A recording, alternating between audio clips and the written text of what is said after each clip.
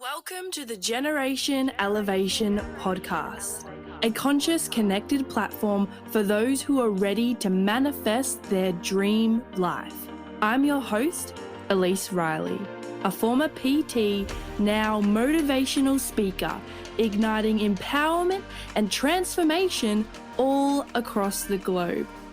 Here at Generation Elevation, we are committed to bringing you the most inspiring guests who will share their stories, wisdom, and advice to help you progress closer to living a life of your own terms.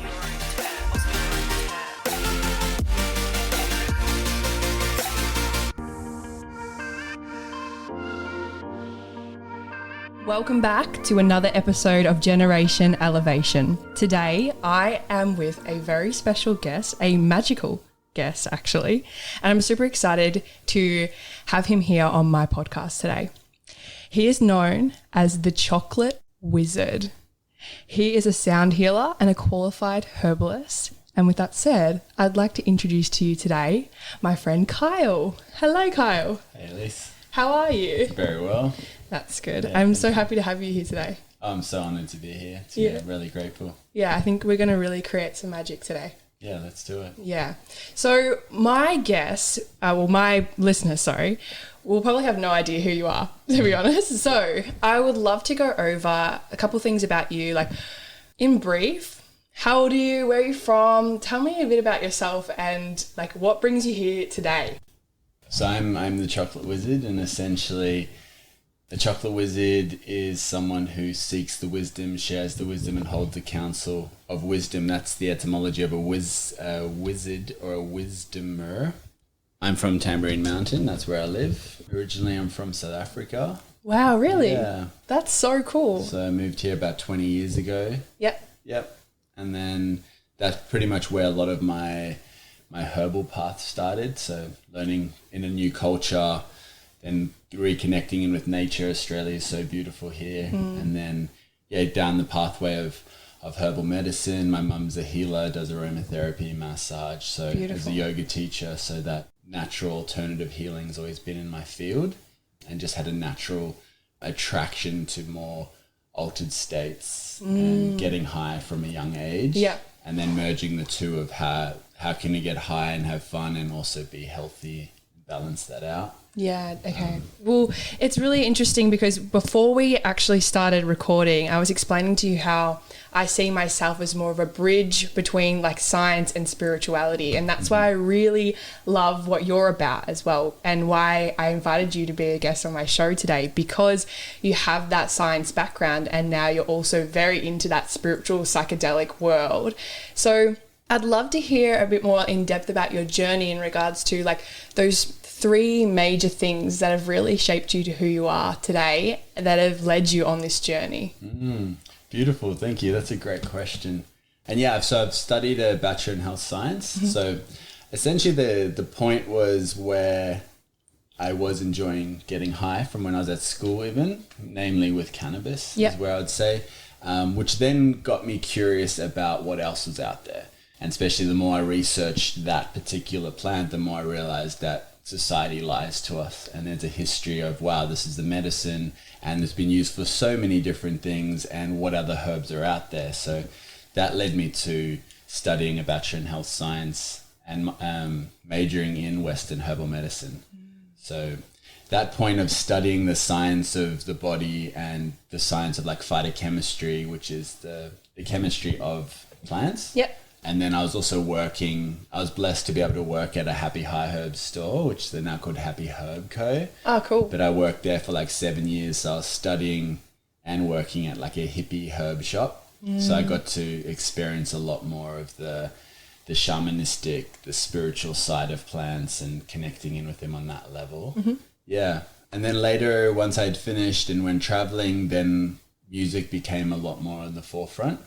Sound, namely the crystal singing bowls, and I started doing meditations and playing with those. Like I said, my mum was a yoga teacher, so I've been meditating since I was really young. And then with the sound as an additive was something that really created that experience of being high without any substances, which is really really special to have that, you know, that layer of now learning about like binaural beats and how the brain works and, you know, bypassing the critical faculty or hypnosis. We will definitely go into that. Yeah, for sure. It's definitely like sound being a hack for that. So once I had those two foundations laid in, there was also studying to be like a Reiki master. So working with Reiki, that was like 2010, 2011. And then around 2013 was where chocolate really came into my life as a way of making chocolate. So actually seeing it as a herb instead of just a confectionery item. Cadbury.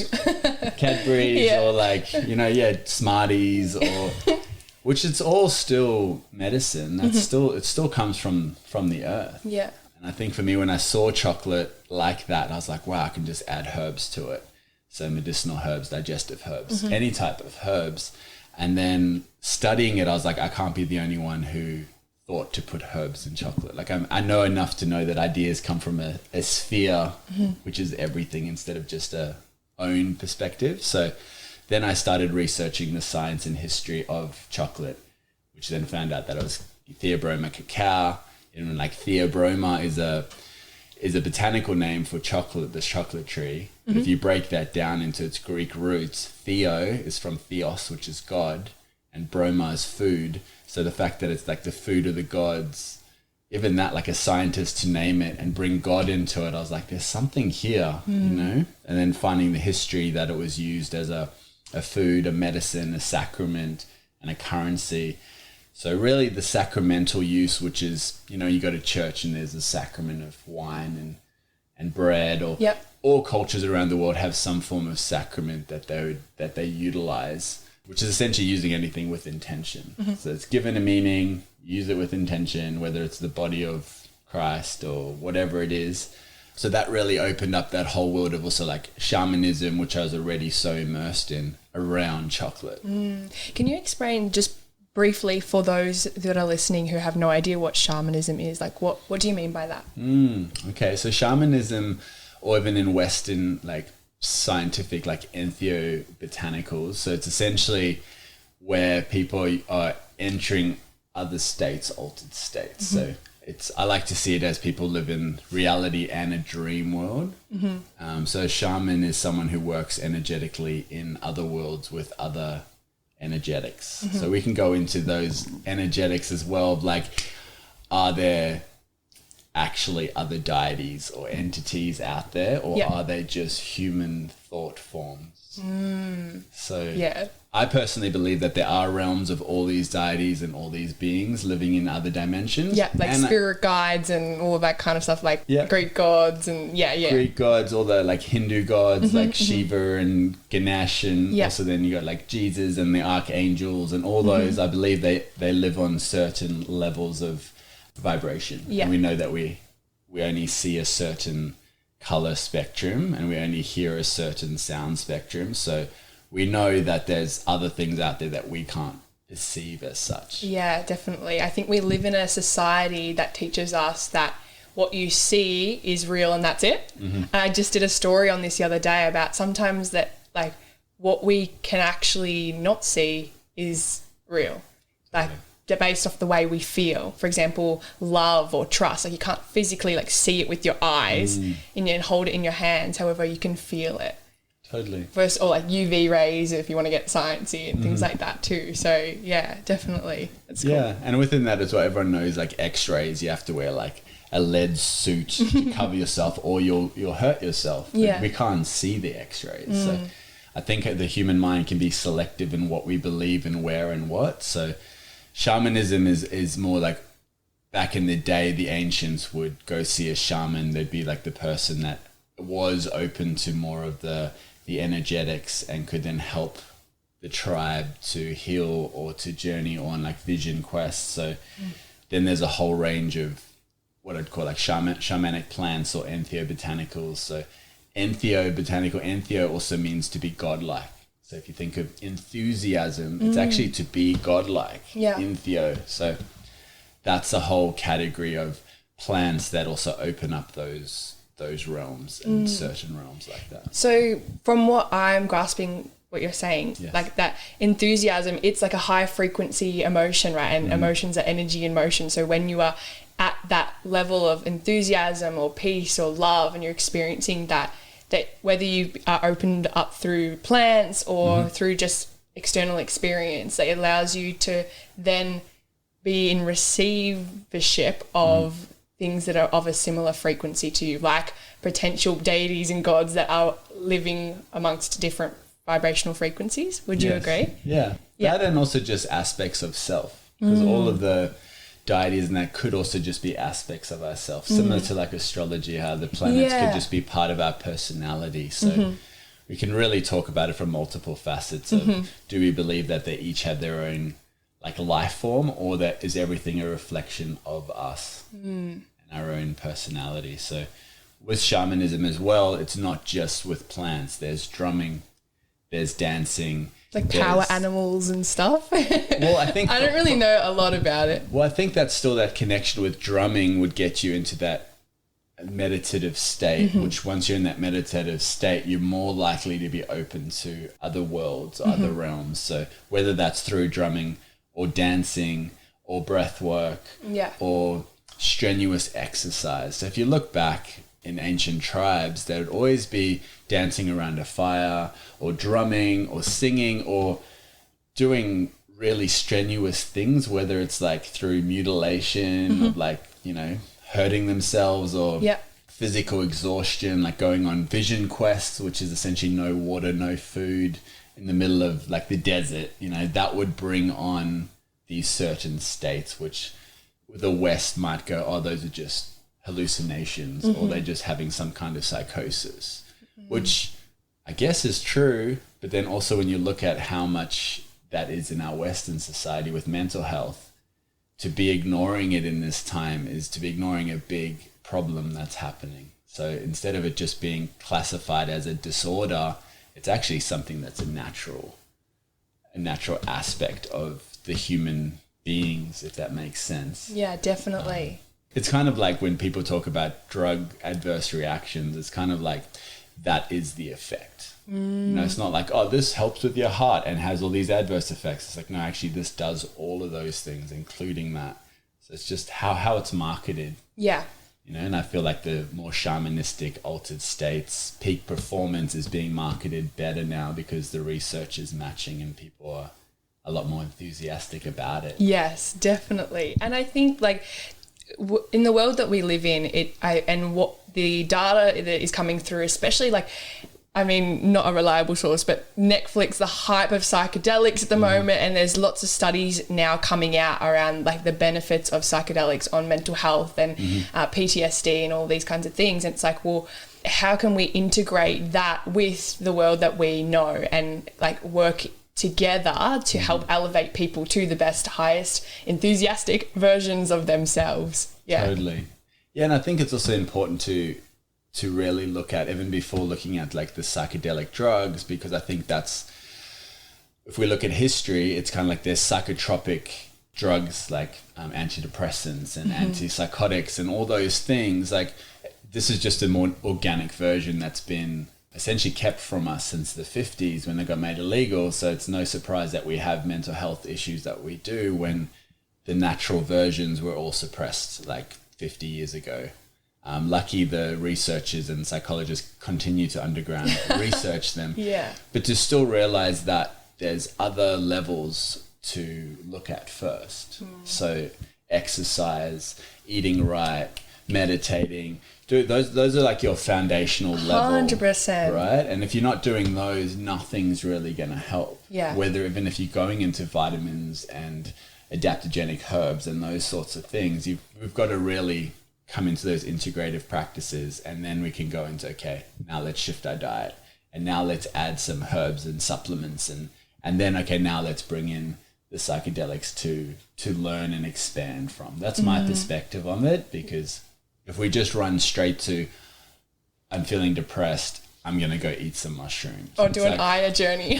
Totally. It's like you're just going to have an experience and then still not be integrated afterwards, because you do need to continue the meditation, the exercise. And a lot of the times if someone's depressed, it's like, go for a run. get the energy moving. Whereas to go have a psychedelic journey, yes, you'll go to an altered, dreamy realm, but it might be really scary, and you're still going to come back into your body.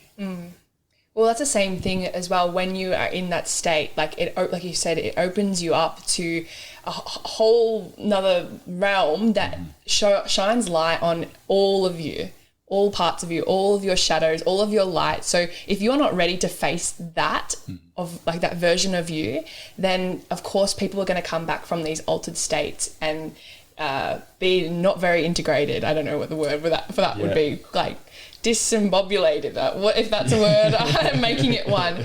And what was resonating for me while you were saying that is just bringing to mind a lot of people that I know of who, especially in the industry that I've worked in the past, like influencers and all that kind of stuff, like going out, socializing, alcohol, drugs involved, and it's like an every weekend type of thing. And the pattern that I see commonly occur is literally just these people escaping their reality for the sake of just trying to like feel that higher vibrational frequency state. However, it's like you said, they're coming back to their body, and it's like the first thing to do before even like trying to escape what is to like, okay, start and build that solid foundation. If you build a tower from a wobbly shit ground, it's going to fall over, right? So it's like building up like the fitness, the nutrition, the supplements, and then taking it step by step, and whatever comes to you through your journey is for you. That's what I believe anyway. Yeah, totally. I totally resonate with that as well. Yeah. At least having something to land, you're always going to land back in your body. So essentially you can talk about it as physically we need our body to survive, spiritually the body's the temple. So you're always going to come back to it. And if your temple's dirty, then you're not going to be peaceful. And if your body's unhealthy, you're going to be in some kind of dis-ease. Yes. And so I'm curious to know, especially like you said, when you were younger, you dabbled in cannabis and all of these kinds of things. And for the young listeners who are tuning in today, like what was your journey through that? Were you like purely doing that for an altered state to like increase your psychic abilities and all that kind of stuff? Or was it more of an escape back then? Like, I would love to hear a bit more of your journey through that. Thank you. I was thinking about this the other day because, like I said, I mentioned to you before, I'm doing a talk at a integrative psychedelic conference, which is all about teaching about integration of psychedelics. There's no psychedelics involved, but it's just around what are the best practices to have. And I was thinking about what are my first like psychoactive experiences, and I've been just sort of in South Africa. I used to surf a lot, so surf culture. Cannabis is big in there. And the first time I smoked cannabis was when I was 13. And I can remember smoking it with some older guys and then going back down to the beach and going for a surf and paddling into this wave and getting barreled, and it being so big, like the perspective of it was so wide, like I had so much space in this, and seeing in slow-mo this older surfer paddling in, and I was like, oh, he's going to drop in on me. But just the way that he like looked at me in slow-mo and then pulled out, and watching the water kind of like trickle from where he was, but then like the wave then curling in, and that perception of the tunnel vision getting smaller and then growing bigger. Like that was the first experience that I had to then experience something that I did every day, but then in an altered state of how I can slow it down and get into that flow state. And then after that, I wouldn't say it was escape, but it was more friends were doing it and we were exploring. So it was in an exploring stage. Yeah. And then as getting older, it did become more of a habitual usage. Yeah. And then while I was studying, it was good to see what I could do physically for my body. And I noticed that then the physical addictive side, or the physical habits would the healthier I got, the less I needed it, or the less I craved it. And then the more I went into the meditations, the less I needed to get into those states. So it definitely served more as an exploration, and it definitely served as a tool to allow me to explore my mind more. And I'm grateful that I already had that. Yoga and meditation is how we navigate. Your foundation. It was already there because that's what my mum did. So I was kind of like, she didn't take drugs, but I did.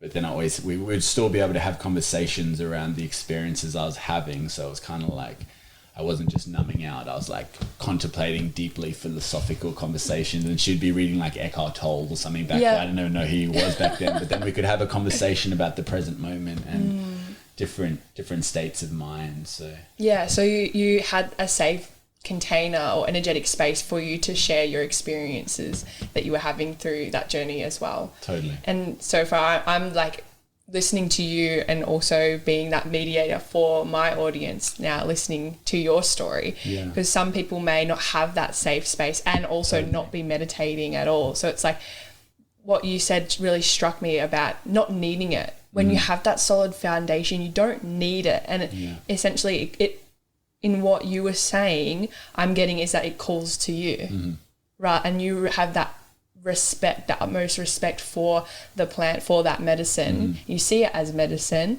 not something to fix, but to enhance. And it's like that solid foundation. Without that, it's not necessary. However, once you have that, it's like a growth of a pyramid, for example. That's what the vision I see when you tell that story.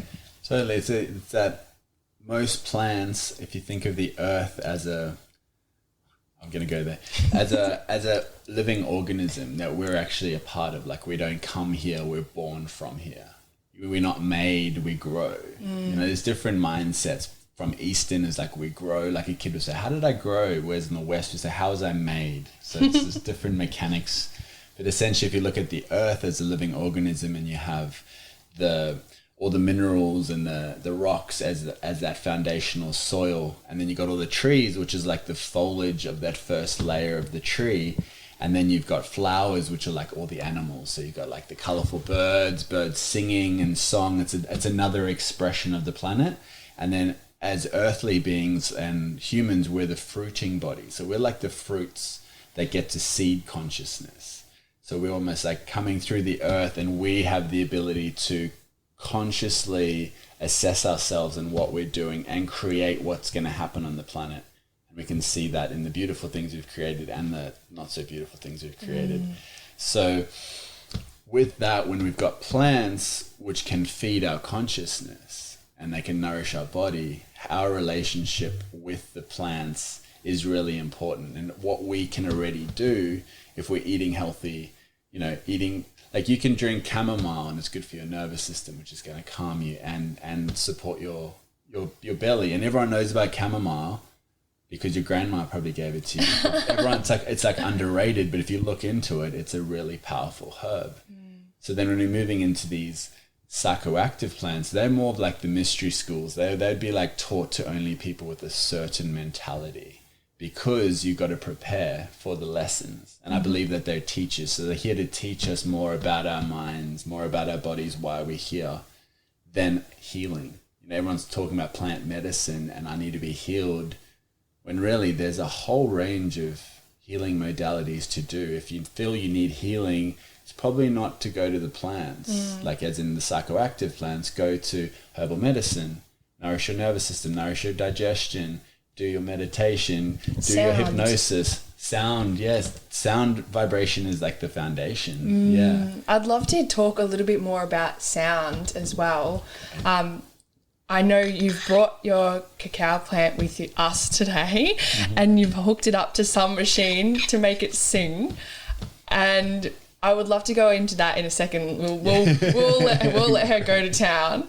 But before we do that, like, I'd love to go into like the science behind like sound frequency and how sound healing actually benefits people. Like, I've done a few of your sessions, and like you said, sound frequency of the bowls especially, it takes you to different dimensions. Like I got personally experienced visions and all these types of things. So I'd love to hear the science behind how sound frequency, binaural beats impact the brain, like what it actually specifically does to the body. Yeah, thank you. So I guess when you're looking at sound, you're really looking as a foundation at vibration and the fact that everything is vibrating. I know you talk a bit about this as well. So first, to see that perception of that everything is vibrating and that we essentially are these complex vibratory beings. So every piece of us vibrates differently. Our liver will vibrate differently to our heart, which will vibrate differently to our eyeballs, or like, so we're like this orchestra that's playing, that can be in harmony and be really playing, and that's like in a state of sound health when we're in resonance with how we're meant to be. And then when we're in disease on a vibrational level, that's just part of us is vibrating out of sync with everything else. So Western way would be, if you visualize like an orchestra, I don't know if this is getting to the science yet, but it's painting a picture. Perfect. And the violinist like loses his music sheet and he starts playing out of sync with the rest of the orchestra. Mm-hmm. Do you just like cut him out? Like, do you just pull him out? Or what if you could give him his sheet back? If you know what I mean? So like in Western, it's like if an organ's stops working properly, we'll probably like cut it out, remove it, or like suppress everyone, slow everyone down, the rest of the system to align with that. Whereas with sound and with vibration, we have the ability to then send frequencies to the body to shift them through a process of resonance. So resonance is essentially when objects will come in resonance with a certain vibration. So an example of this is if you have tuning forks, say you have a C, a tone C, and another C, and you hit one of the tuning forks and it's vibrating, and you put it close to the other one will start vibrating because they're the same. This happens with like violins and clocks and glasses, stuff as well. like crystal glasses. Crystal glasses will also vibrate to a certain degree. And with resonance, you can also like shatter glass, or like it's really powerful. You've got free resonance and forced resonance. So free resonance is when you've got those two of the same. So if you have a C and a C and you hit one of them, the other one will start vibrating. But if one is a C and one's a D, and you hit the D, the C is not going to vibrate. So it's in this like state, it has to be perfectly matched. Mm-hmm. Whereas with things like forced resonance, which is when a body, for example, water, wherever water is, whatever it's surrounded by, it shifts, it changes. It like can't help itself. It has that memory. So Dr. Emoto's stuff, for listeners who might have looked into, Dr. Emoto did messages in water, where he did all these experiments of thinking about water and then freezing to see the different crystalline structures and prove that water holds memory. And then if you look at water in our body, it's like 70% water. But then if you look at that, we're 99.999% space. We're actually a lot more water. And I can go off a tangent on water and how it's everything. Well, if you could like send me those studies and I'll link it in the show notes, that would be epic. Oh, cool. So you haven't heard of Dr. No, Emoto? I haven't. Okay, cool. Yeah, I'll definitely send it through. Yeah, please do. So just showing how water holds memory, and then our bodies are filled with water. So our thoughts affect, sounds affect, what we say affects it. Everything is vibration. So thought forms, they actually show that they also like exist outside of our brain. So it's I love it. How I'm going with the sciencey here. So on a basic level, I see how sound can relax us. And when we're relaxed, so getting into those binaural beats is essentially playing one sound in one ear and another sound in another ear, which then the brain naturally makes a third sound that's in between it. And then that's been shown to be really relaxing and harmonize the brain waves into the alpha and theta are our most healing, relaxing states. Beta is our most active with the brain going. So in the realm of sound healing on a basic level, I always find that the more relaxed we can be as humans, the more our bodies can do what they're meant to do. Because it's like right now, everyone's being breathed and then becoming aware that they're breathing. And if they want to, they could take a breath. And all of a sudden now we're breathing. But before that, we're all being breathed by something else.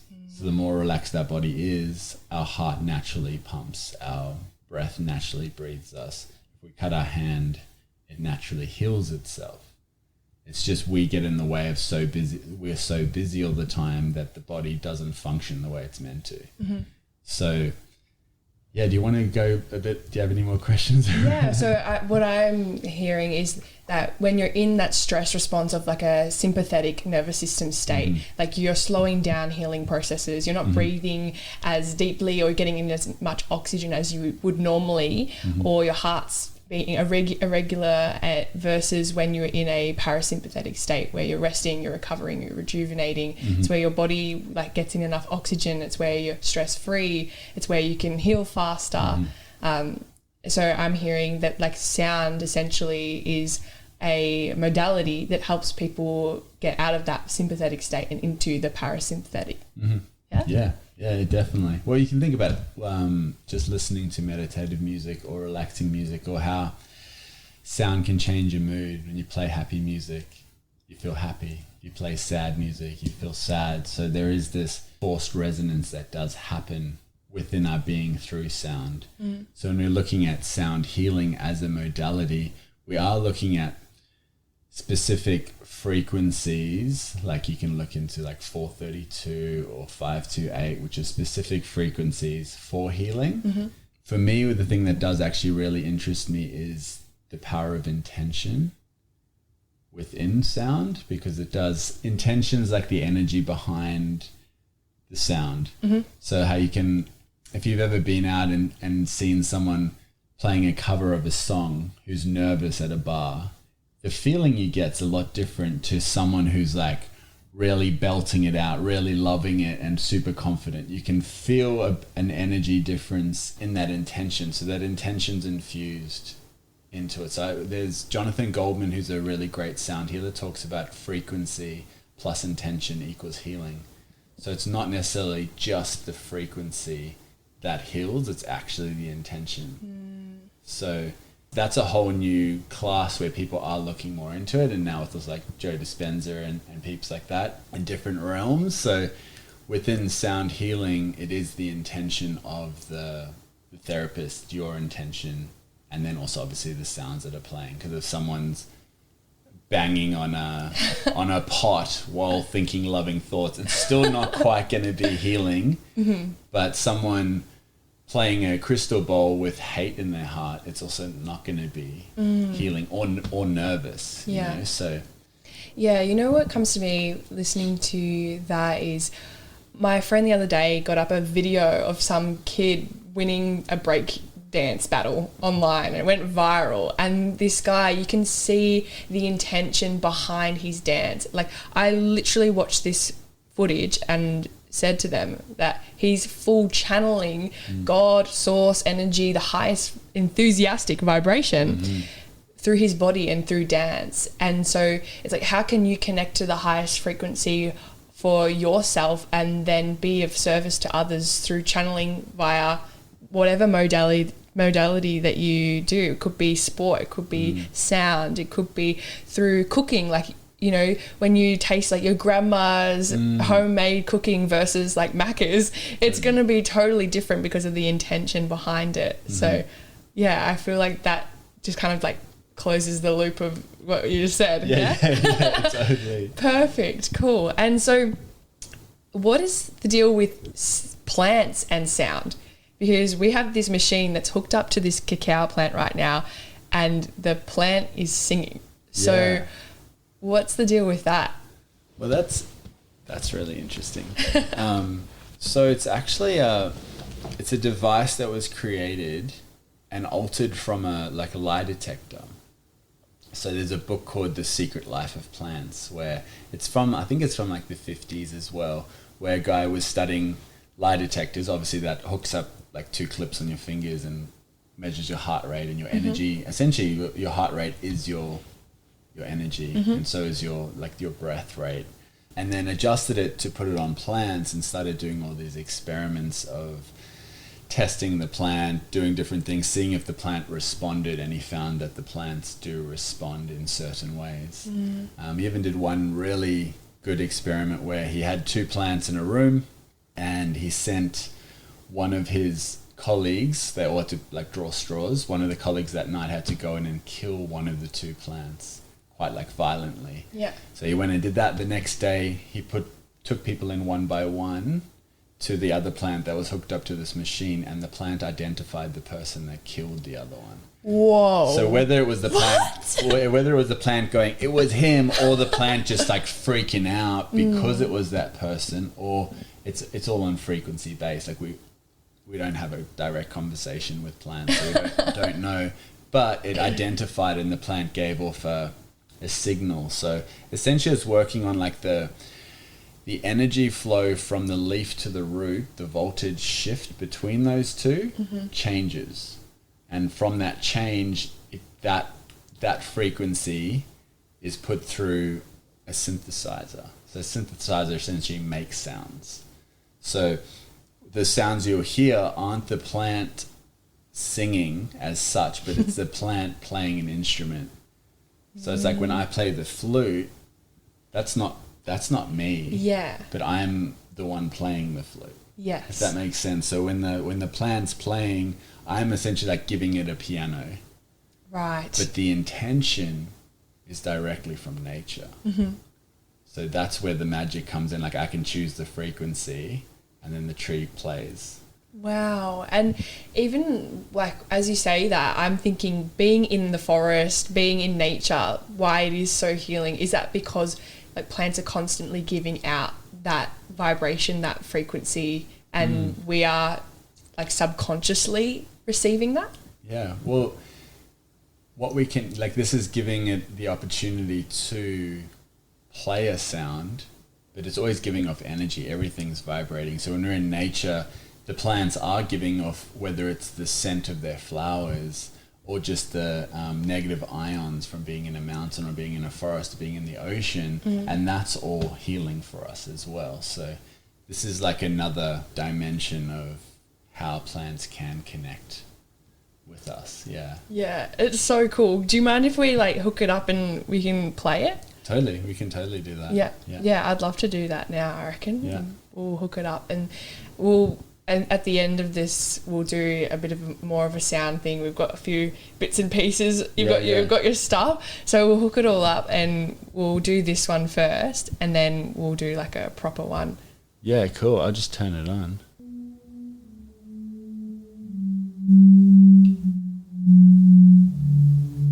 So that's... Speaker's picking up on it. So that's the tree playing right now. This one is in like a root note G. You can choose the spacing. It's on a frequency of 432. It's so beautiful. It's really special.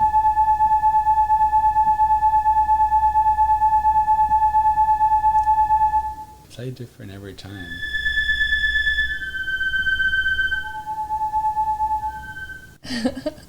It's so cool. When you first put that on before I come here, I was like, oh my gosh, this is so cool. It's really special.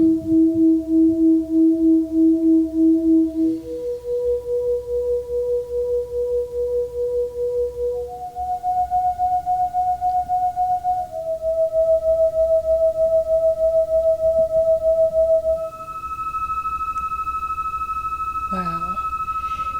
I reckon what would be really cool, even if like you could say a few words, because before we did like an intention setting thing for myself, but even for the listeners right now who are listening to like this beautiful song, if you could just channel in some words that you think would be relevant that they need to hear right now, that would be really beautiful. Beautiful, thank you. I guess I'd say as you're listening to the sound of this plant, or if you're watching the video and you can see the plant, so feeling into your heart and feeling that love of nature. If you're around, you may even look at another tree to send some love and gratitude to the earth. And feeling this energetic connection with the earth that we're one with, that we grow it from.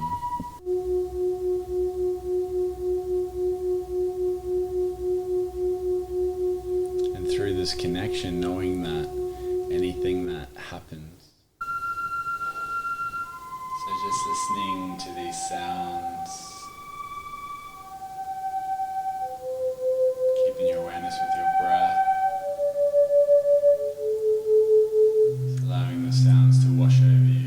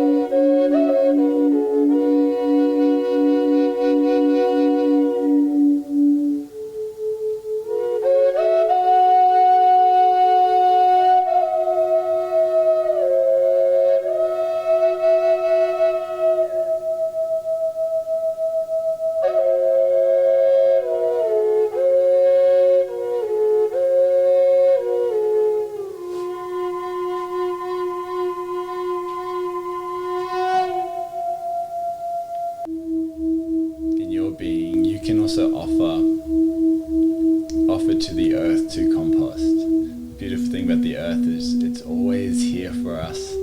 There's no wastage on the earth. Like when you cooking a meal and you compost, when you are composting and you're working with the earth, there is no waste. Everything goes back into the soil. So by loving the earth and the plants,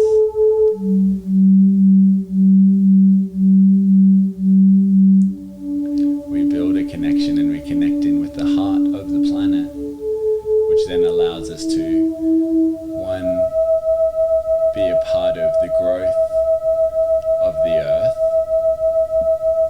and to be supported and healed by the earth.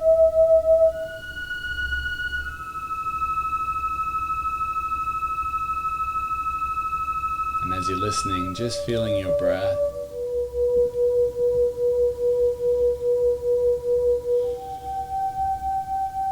And feeling your heartbeat.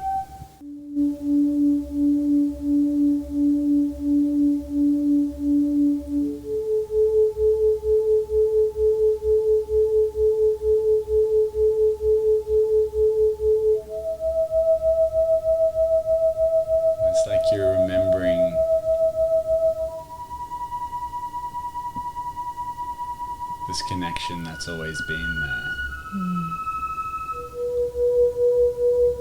And there's a song that's always playing. And by taking the time to be still and listen, it's when you can sing along and you can play along in harmony. Yeah, it's not really about right or wrong, it's more about being present, being a human being, and then acting from that place.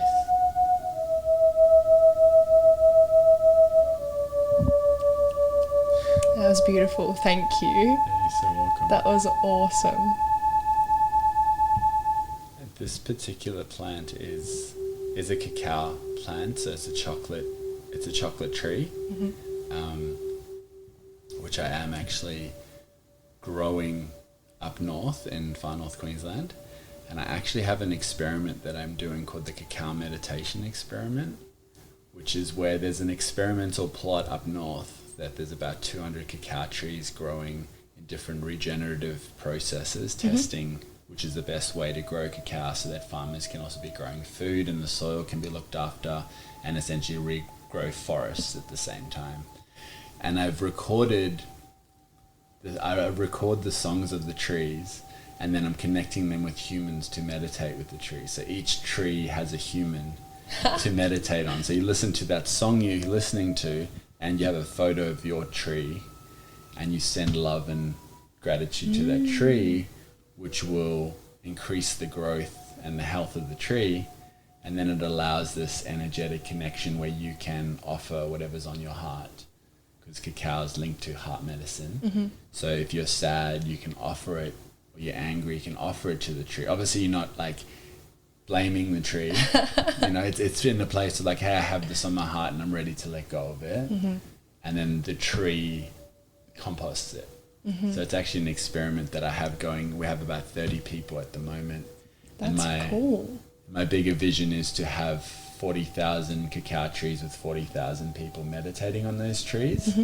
So then what the further experiment is like, when we eat that chocolate, what that's like. Because it'll be regenerative, it'll be organic, it'll be sustainable, and it'd be every tree's been meditated on by a human to then eat it, to then do a cacao ceremony or a chocolate dreaming. So like the energetic frequency of that is like enthusiastic. That's how it feels. Yeah, totally. Well, I'm enthusiastic about it. Yeah, definitely. And I guess for all the listeners at home, you can even do experiments just with any houseplants you have. Start talking to them, sending them love, because with this device, what I've noticed in some places I've been, when I hook up to houseplants, they don't sing until I sit with the plant for a while, breathe, connect with it. It's like reminding the plant that it's a plant. Right. I almost think that a lot of houseplants are maybe a little bit like mentally disturbed because they've been treated like they're a chair. Yeah, that's so fair. So if you have plants in your house, start treating them like plants and not like furniture. That's just my little... It just takes a while for them to sing, whereas a lot of my plants, I have such a deep connection with them and herbs that they sing straight away. But yeah. I think like it's so funny you say that, because I'm always talking to my plants, like, you know, like giving a little pat and like on the way past and making sure they're like watering them. And I would say I'm a very good plant mum. Good. And so yeah, I'm sure there's people listening to that being like, oh, I'm gonna start talking to my plants now. I love that. And so you actually sell your own chocolate, don't you? Yeah, I do. Yeah, tell me a bit more about that. Okay, so I have Flower of Life Cacao, which is a brand which I infuse herbs into cacao. So that's the art of synergy, is when you can like blend more than one ingredient and get a greater effect. So really it's about bringing in humans who are more chilled out, nervous systems are strong, plus increasing stamina endurance. So one of our blends, the Uplift blend, is rhodiola and mucuna. So it is adaptogenic herbs essentially. And I do a whole range of other chocolates as well. I have a Secret Chocolate Society, which is more subscription based, where I make a number of different blends from like frankincense to lavender to Damiana, depending on what the season is and how I'm feeling. So, and then like I said, I'm growing cacao as well. So there's a lot of different ways in which I I work with chocolate, and Flower of Life is that one where we're taking it from organic sources and then mixing it with botanicals to then also have it accessible to others. And then there's also the process of essentially like a chocolate meditation to allow people to be inspired to meditate, because what we're talking about, how important meditation is and all those practices. When I first started in chocolate, I was like, wow, it's a really good excuse to meditate.